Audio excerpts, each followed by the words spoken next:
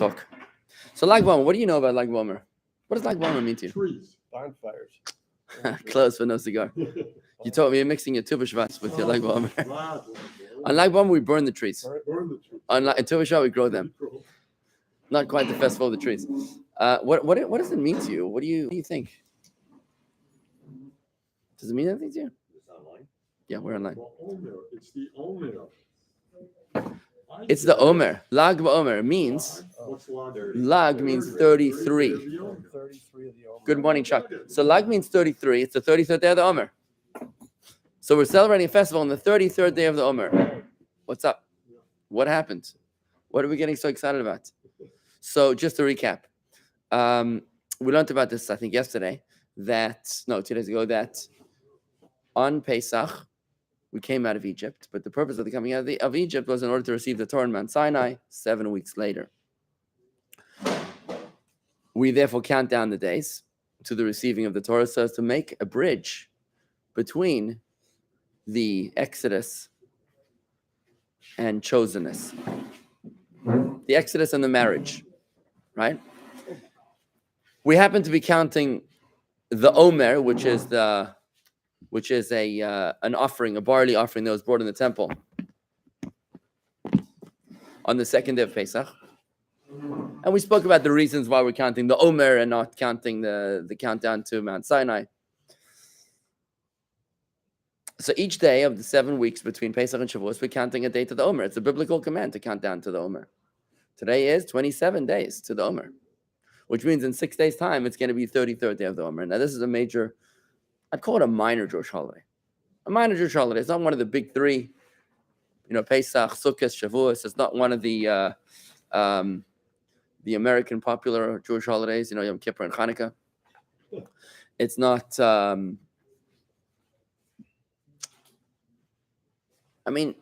most people barely even know about it. They never even heard about it. The Jewish holiday of Lag Baomer. So let's talk about what happened, what we're celebrating, what's going on. So Lag Baomer began in temple times under the leadership, or in the times, of a man by the name of Rabbi Akiva. The story goes like this. Akiva was the son of converts who converted into Judaism. And he himself was not only ignorant of Torah, not only was he illiterate in Hebrew, but he was anti-theistic. You ever met people that are anti-theists? Yeah. Isn't that interesting when you meet an anti-theist? You don't believe in God, it's one thing, but you have to get angry about it. What are you getting excited about, right? Like, I always look at these guys, the anti-theists. Is this something you're not telling me? Like, why are you so angry? And typically, the reason why they're anti-theists, in my experience, is because they're angry with God. If God is nothing to you, if you truly don't believe in God, then you don't get angry about something you don't believe in. You ever met people that are angry with the boogeyman? I'm angry with the boogeyman. No such thing. Nobody's get angry with the boogeyman. There's no such thing as a boogeyman. But if you're angry with God, it means that you actually do believe in God. You're just angry with God. You don't want to believe in God because you're trying to be passive-aggressive towards God, because you want God to say, what's wrong? Did I hurt your feelings? And then maybe God can set it straight. Anyways, this is what Akiva was. Akiva was an anti-theist. In fact, he said, in the Talmud quotes him as saying, the Medrash quotes him as saying, that if he met the Torah sage, he would bite him like a donkey. A donkey. What's a donkey bite? Apparently, a donkey bite crushes the bone as well. So that's how malicious would be his bite towards the Torah sages. Apparently, he had an axe to grind with the Torah sages.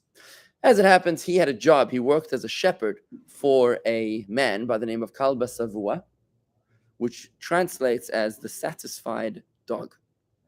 Why was this man called the satisfied dog? Because he was a benevolent philanthropist who would always welcome guests to his home.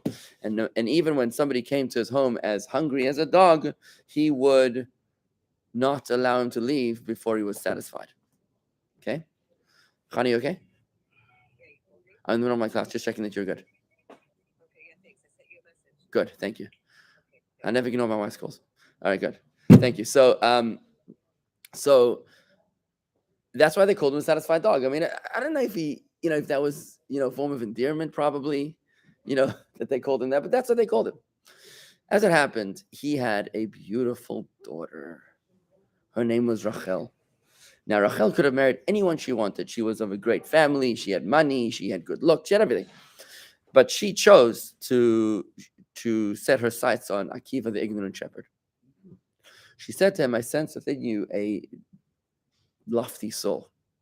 And if you would be willing to study Torah, I would marry you.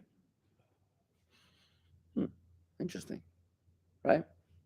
Now, in a story which I'm soon to share with you, Rabbi Akiva was at first perplexed and opposed. He was like, I'm 40 years old.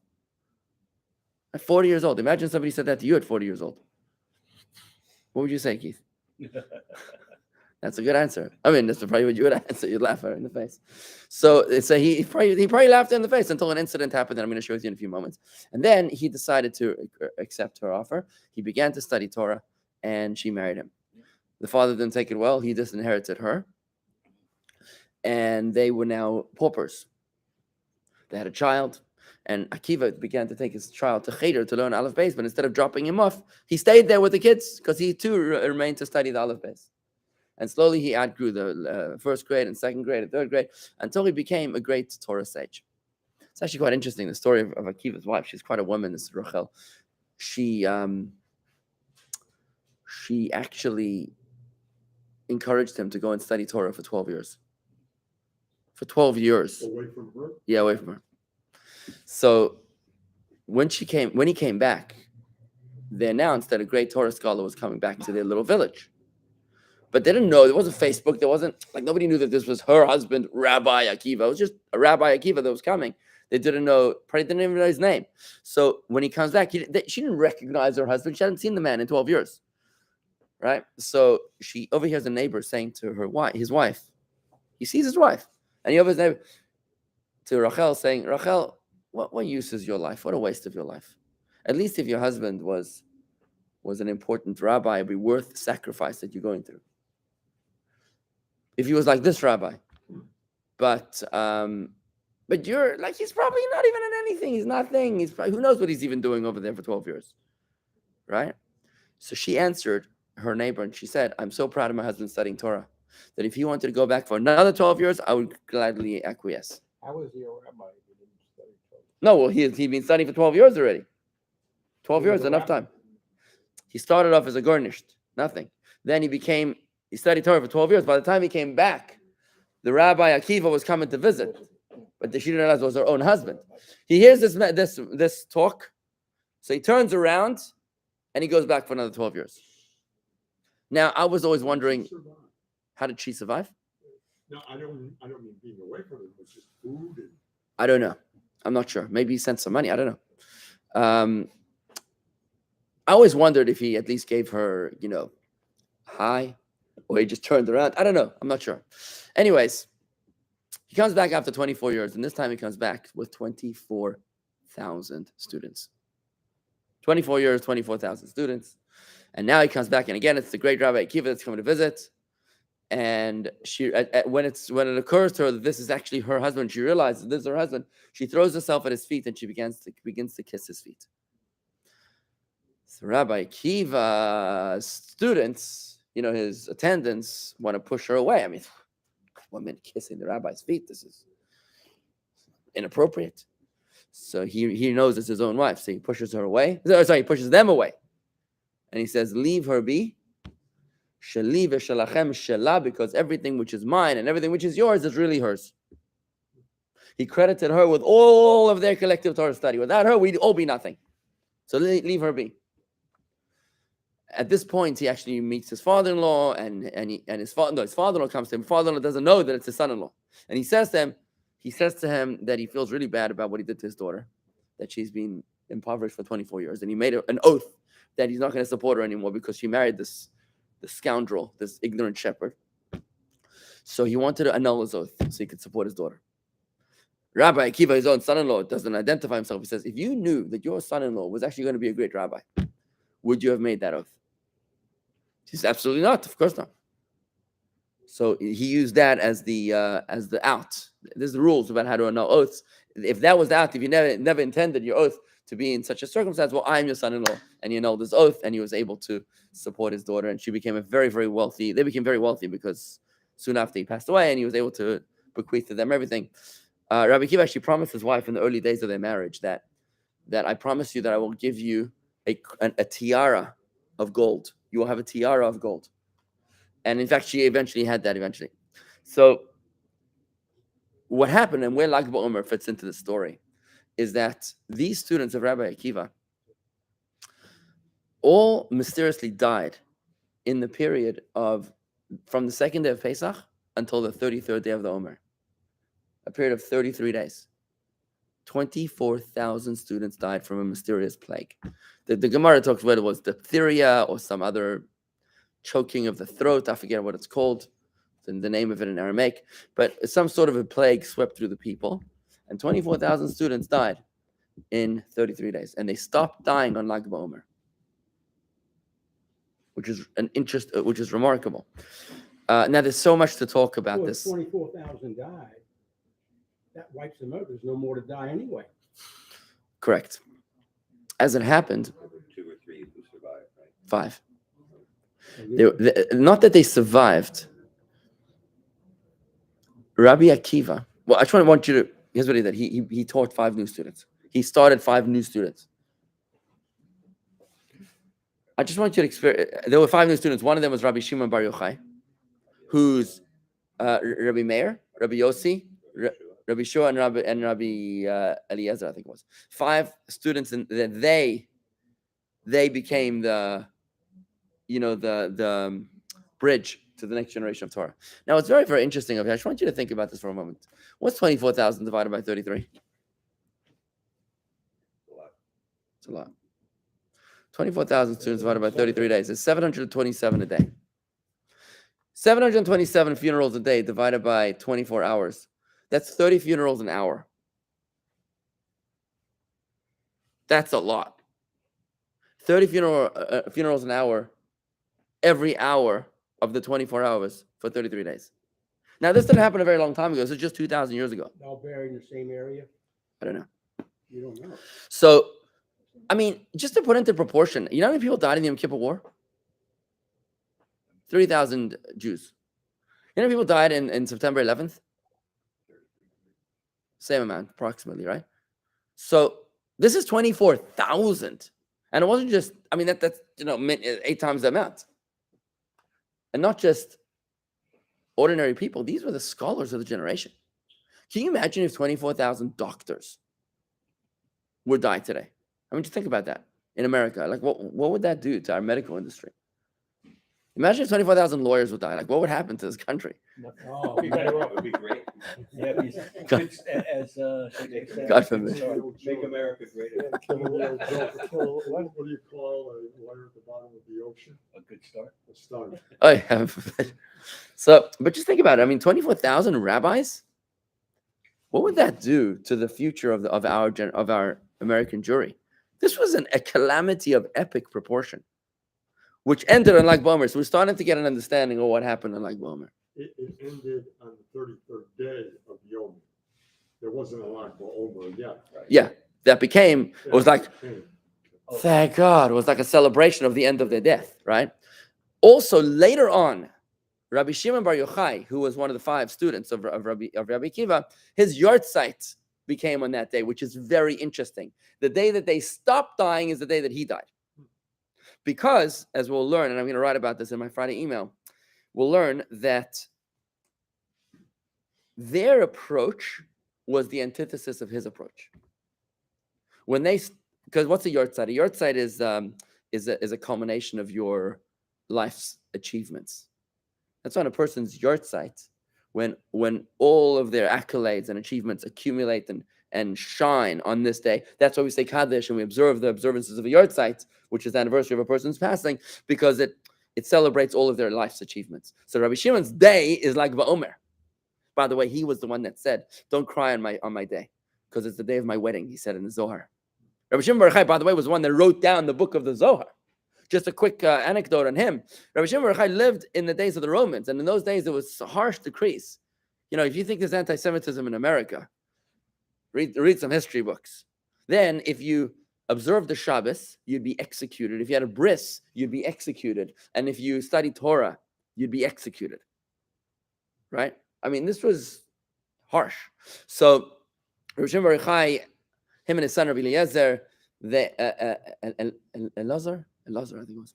They actually were hunted by the Romans, and they went to hide in a cave for 12 years. For 12 years, they went to hide in a cave, where they studied Torah. And what did they study? They studied the Zohar, the Kabbalah, and it was there that they actually wrote it down, because until then it was a secret that was passed on from generation to generation, from Sinai, teacher to student, until they were the ones that wrote it down. So it's interesting. Rabbi Akiva was the teacher of Rabbi Shimon Bar Yochai, who wrote down the Zohar, which is the book of Kabbalah. So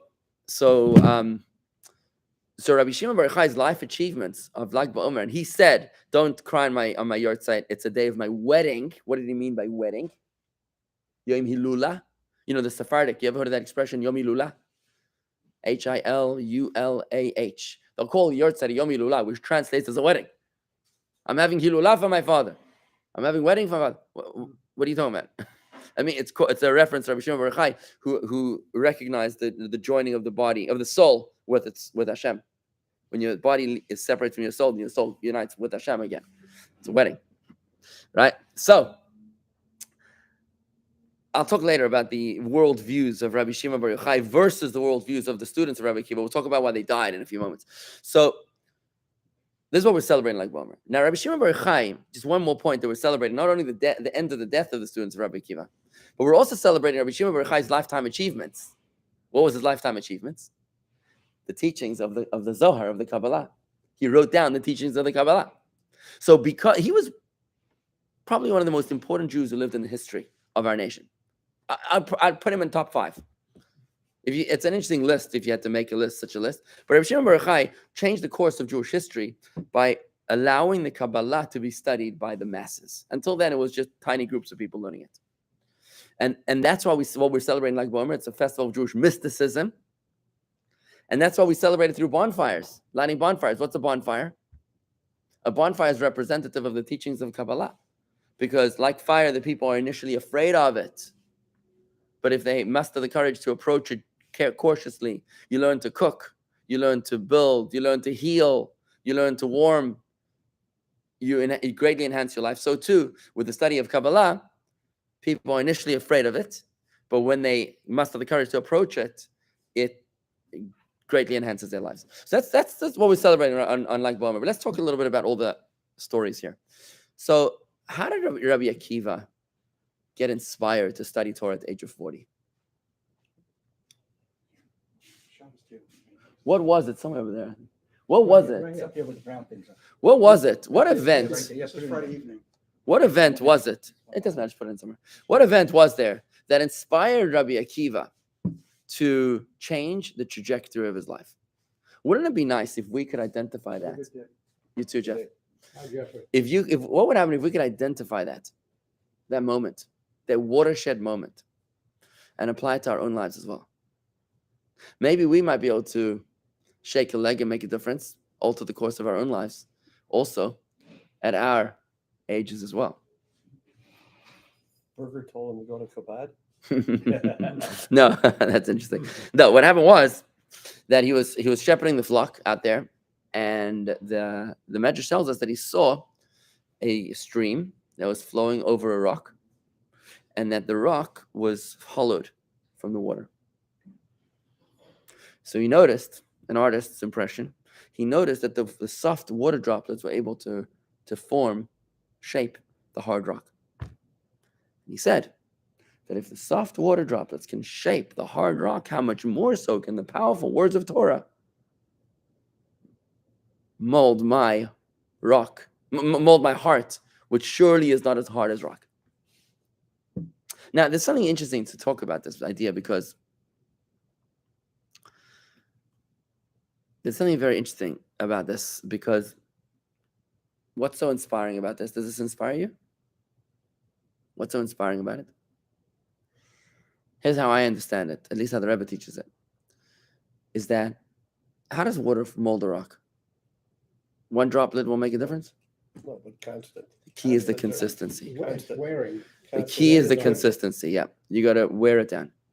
But if you do it just once every Yom Kippur, one droplet every Yom Kippur, it's not going to make an iota of a difference. But if you do it once a day for 365 days, now you're going to make a difference. So too, when we want to alter the course of our lives, it's the act of consistency that's going to make all the difference. So it's not that you need to, you don't need to be an extraordinarily powerful human being, a lofty soul. If you just apply yourself diligently, consistently to the task of studying Torah, of prayer, or whatever it is that you're onto, that consistency is what will mold you. And that's something which is quite inspiring that Rabbi Akiva learned from the students. There were certainly obstacles in his path, but nothing can stand in the way of consistency, right? Another idea which I want to share with you is that why did the students of Rabbi Akiva actually die? Why did they die? So the Talmud tells us that they didn't adequately respect each other. That's what it says. They didn't exercise respect to each other, which is really very perplexing for students of Torah who are commanded to love your fellow like yourself. We're not talking about people that dress like Torah scholars. We're talking about people that really are Torah scholars. Doesn't make sense. What? It's funny, they're learning, they're studying, and they don't respect each other. That would interfere, I would think, with study. Do you know any Torah scholars that don't respect each other? Well, it's probably that arrogance takes over, and one thinks they're better than the other, and jealousy. Now, remember, the Talmud calls these people students of Rabbi Akiva. If the Talmud calls them students of Rabbi Akiva, it's not just an appellation. It means that they really were students, inner disciples, people that really connected with his teachings. You know what one of Rabbi Akiva's mantras was? And you shall love your fellow like yourself. Last week's Torah portion. Rabbi Akiva, Omer, Rabbi Akiva says, this is a general principle of the entire Torah. Interesting, right? So Rabbi Akiva would preach that the love of your fellow Jew is not merely another mitzvah of Torah. It is the foundational mitzvah of Torah. Tanya chapter 32 gives us an understanding on this idea, why that is. Just to explain. Hi, Madison from France. Thank you for your email. That was a very nice email that you sent me a few weeks ago. I'm sorry, what was I saying a moment ago? I was talking about loving your fellow, right? Right. How do we know? Well, how do we know what? How do we know what you're saying? Yeah, I don't know what I'm saying. We're not listening either. So, loving your fellow. Oh, we learned in Tanya chapter 32. Just to remind you what this Tanya says of it, it's so beautiful. The Alter Rebbe explains why is it that the mitzvah of loving your fellow Jew is the general principle of the whole Torah. How is that the general principle of tefillin, of kosher, of whatever 612 other mitzvahs there are, right? The Alter Rebbe explains, how can you possibly love your fellow? It's impossible to love your fellow. He's such a shmendrik. How could you love such a person? You've got to see what lies beneath the surface. The only way you can truly love your fellow is to see what lies beneath the surface. Don't get stuck with a myopic perception, with the superficiality of what he looks like, but see into his soul. That's the only way that you can love your fellow as you love yourself. That his soul is a piece of God. And I love my own soul, which is also a piece of God, but we're one. That is a general rule of Torah because in our entire lives, we're challenged with klippah. We're challenged to either go for the short-term benefit or for the long-term purpose, right? With every experience. Are you going to go for the potato chips, which taste good? Or are you going to go for the fine wine, which is, or whatever, the healthy food, which is good for you, right? So in everything that we do, we're challenged to choose between the short-term feel-good experience and the long-term benefit, right? So getting up early in the morning to go to shul might be painful in the short term, but in the long term, it's satisfying, it's fulfilling, it's purpose, right? So that's why the mitzvah of loving your fellow is the foundation of all the Torah. This is what Rabbi Akiva would teach. His 24,000 students apparently didn't get the memo. didn't practice that. That doesn't make sense, Warren, Right. because the Torah testifies that they were his disciples, which means they weren't just sitting there sleeping through the sermon. It means that they were actually his disciples. They weren't just present. They were actually learning from his teachings. So how's it possible? You're missing a link that we don't. So this is how the Rebbe explains it. They were clearly disciples of Rabbi Akiva, and they made loving your fellow Jew as yourself a priority. But they did it. They forgot about everyone else. What do you mean? They only loved their friends, nobody else? We love them too. They were not, they didn't emanate that beyond themselves. No. This is how the Rebbe explains it. This is how the Rebbe explains it. They were so focused. They were so focused in loving the other guy like themselves that they wanted the other one to understand that exactly the way that they did. 24,000 Jews, how many opinions? 24,000 different opinions, right? Now, normal people will say, so you understood it that way? I understood it this way. How lovely. Rabbi Akiva's student says, I cannot bear your error. Arrogance. It potentially might be rooted in arrogance, but it's born out of a deep compassion. Ego. I'm going to call it a misguided love. I love you so much that I want to fix you. You know what we call this in English, in modern day psychology? Codependency. You know what that is? Codependency is a funny word for a very true disease. What? Codependency means that you cannot bear the fact that someone else in your life is imperfect, and you have to fix them. Codependency means that you're dependent upon someone else for your own happiness. That's what it means. You're dependent upon someone else for your own happiness. It's also known as love addiction. It's a love addiction. It's an unhealthy love. I can't just say, Rob, nice shirt. I don't like it, but not my style. But I'm happy to say nice shirt. A love addiction says, I can't be happy right now because I don't like the way you look. Do you understand? That's known as Weltschmerz. Whoa, I never heard of that word. What does that mean? What does that mean? Weltschmerz is a disappointment that the world does not behave in a way that you want them to behave. Is that an adopted English word? It is an adopted English word. So it's not an Yiddish word. It's an adopted. No, it's an adopted Probably from English German. word, and it's a psychological. Good. So how do you say it again? Weltschmerz? Weltschmerz. How do you spell that? I don't know, it was on the spelling bee a couple of years ago. Two V's, I guess. L-E-E-L. Weltschmerz. Weltschmerz is a literary concept describing the feeling experienced by an individual who believes that reality can never satisfy the expectations of. Yeah, there you go. A combining of the German words for world and pain of the world. Weltschmerz aptly captures the melancholy and pessimism that often characterize the artistic expressions of the era. It's like world sick. I'm not sure if I'm talking about this. The first definition is the more useful. Okay.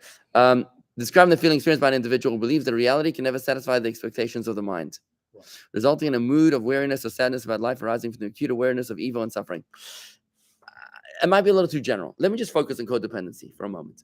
Codependency is when you are unhappy because of someone else. A healthy person says, good day, how do you do? Have a nice day, I'm happy.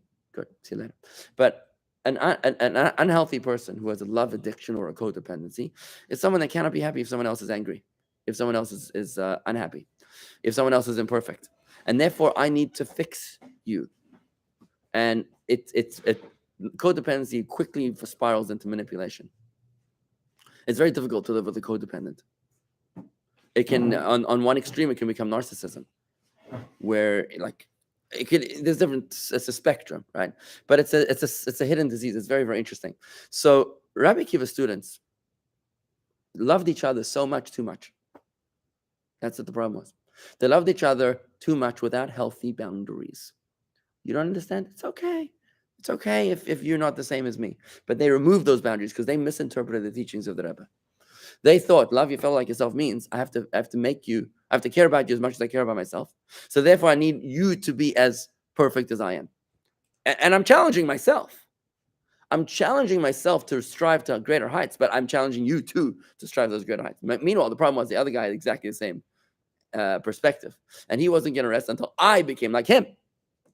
You understand? So both of us are trying to change each other at the same time. Imagine multiply that by 24,000 or 12,000 pairs. That became very, very complicated. So why that resulted in death? Somewhat of an enigma to me. You have the slate clean. Because what? You have to wipe the slate. Yeah, but clean. I mean, this is a little scary that You weren't gonna codependency fix it. results in death. What? You weren't going to fix it. You weren't going to change it. So you wipe it clean. I can tell you this. That I know a lot of people that are codependent and they have miserable lives. Miserable lives. Because you cannot change someone else. You know what? You can barely change yourself. You can change yourself if you meditate over water on a stream. If you're smart and if you're real, you can maybe change yourself. But to change someone else, give it a break. A healthy love is to detach. You know what detach means? Don't even try and change her. Shit, what was the Don't even try and change him or her. Oh, he was- That's detach. I learned that over 57 years. I never heard that before. That's a healthy love. A healthy love means it's like a guy comes to shul. You want to lay tefillin? Great. You don't lay tefillin? We love you anyways. Yeah, but you know what? You're espousing a laissez-faire attitude. What's all those foreign languages today? You know, and Yeah, go ahead. A laissez-faire. Okay, everything well, French now. your attitude is, you know what? You do what you do. I'll do what I do. That's not what. I mean, that's kind of contrary even to Chabad philosophy. Is I'm not going to judge you. Well, very but good. I would like you to espouse. So let me ask you this question. Is Chabad trying to change you? Trying to send you on a path. It's not On my pushing you. path? Am I sending you on my God's path? on God's path. I'm trying to help you on your own path. Okay. But I'm not trying to put you on my path. Fine, but you're doing something. What you just I said can a only moment ago educate is, and you do what inspire. You do, and I do what I do, and I'm going to leave you alone. No, I'm You going to know, love you. take it, yeah. I'm going to love you. I'm going to care about you. Don't See, even this try is to the change. limits of healthy love. Healthy love means the opposite of love is apathy. That's the opposite of love. Where I don't care about you, do your thing, I couldn't care less. Love means I care about you. You're important to me. But I don't become unhappy because you're imperfect. That would be codependent. Listen, because then it's your perspective. Right. Yeah, maybe I'm the problem. Yeah. You know, But I'm not going to let it. this affect is a me. toxic love. It's a toxic love. I still need to research this further, but could it be that the students of Rabbi Akiva didn't actually die, but they just lived miserable lives? I mean, when I look at a codependent marriage that comes my way, it's so painful. It's so painful because one person is just constantly in need of praise and validation and just dependent upon the other. It's like it's suffocating. It's claustrophobic. You know, it's not two people leaning into each other, but it's two people leaning on each other. It's painful. Now, again, so that was the point that I'm still grappling with. Part of my epiphany is trying to figure out if they actually died or if they just became so miserable that maybe the Talmud references them as death. I don't know. Is there something in the word die that gives you a clue? Yeah, I'm gonna look it up in the Talmud. I'm gonna look it up in the original sources. Yeah, I've got to figure it out in the original. Maybe they died inside. Yeah, I'm gonna look at the exact original Hebrew wording. But this one happened. Look, because it's a little intense to say that somebody's codependent is gonna die. Right? Look, you could answer that the students of Rabbi Akiva were held to a higher standard because they should have known better. You could say that there's another opinion in the Talmud that they died because of evil eye. They died because of the evil eye. And there were so many students, and it was such a it was such a success story, and God gave them an audit, and when he audited them, he noticed that they weren't up to scratch, which is what the Inivite effectively is. I'm gonna look into it more. But who is Rabbi Shimon Bar Yochai? So Rabbi Shimon Bar Yochai, we said, was in the cave for 12 years, or the son.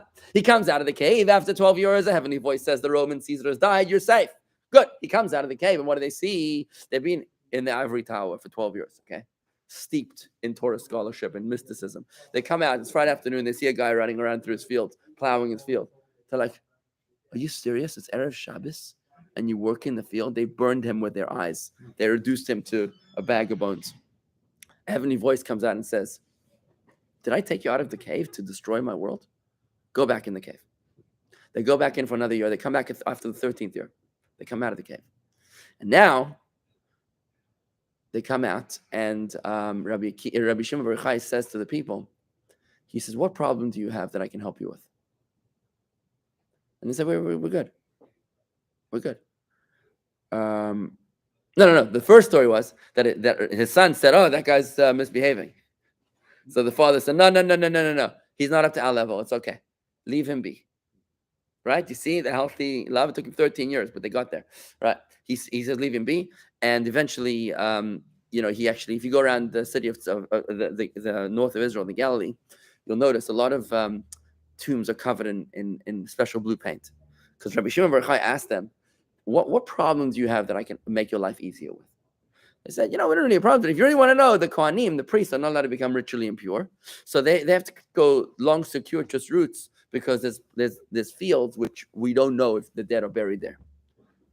So he basically identified the graves in the area. Say they marked them with a certain color, and they were able to make shortcuts for the priests, right?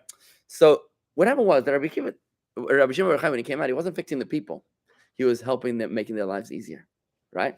In other words, he represents the antithesis of the problem of the students of Rabbi Akiva. They came in with an unhealthy codependency, a love addiction, which was a misinterpretation of the teaching of their Rebbe, love your fellow like yourself. It's the foundation of the entire Torah. What they didn't understand is that healthy love needs healthy boundaries. Rabbi Shimon Bar Yochai was the one that understood that. And that's what we're celebrating like Baomer. So what's the connection with what's with the bonfires? I said before about the bonfires. The bonfires is because it's a festival celebrating the Kabbalah. The teaching, the lifetime of Rabbi Shimon Bar Yochai was teaching the Kabbalah, and Kabbalah is like a bonfire. It's like people are afraid of rabbis. They run for the hills when they see a rabbi, right?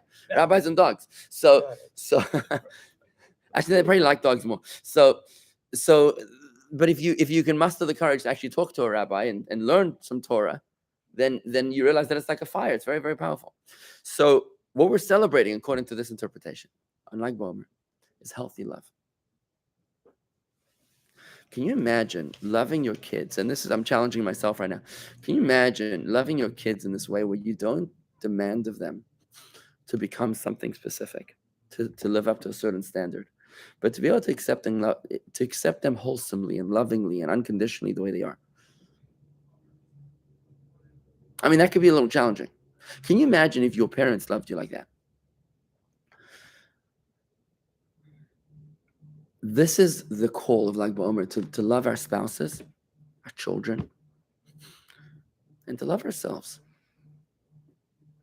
in a healthy way. Not in a way which is like the students of Rabbi Akiva, which was a love that led to mortality, that led to a breakdown of society, but to a love which is with healthy boundaries. Let me just see if there's any comments here.